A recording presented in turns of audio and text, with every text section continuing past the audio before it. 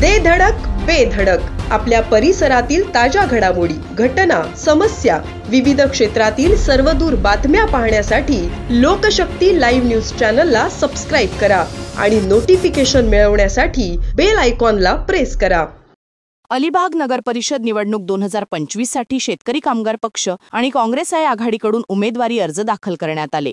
या निवडणुकीत तरुणांना 50% संधी देण्याचा निर्णय घेतल्याचे शेकाप सरचिटणीस जयंत पाटील यांनी सांगितले। ते म्हणाले की पक्ष या निवडणुकीत पूर्ण ताकदीने उतरला असून ही निवडणूक वेगळ्या वातावरणात होत आहे।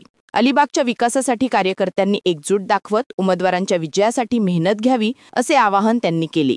नगर परिषद कार्यालयात मोठ्या शक्ती प्रदर्शनात आघाडीकडून उमेदवारांनी अर्ज दाखल केले।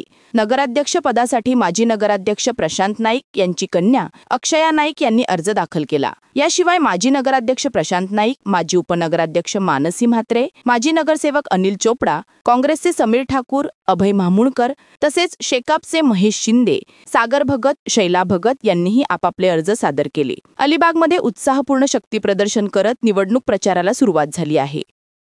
लोकशक्ती लाईव्हसाठी अमोल कुमार जैन, अलिबाग।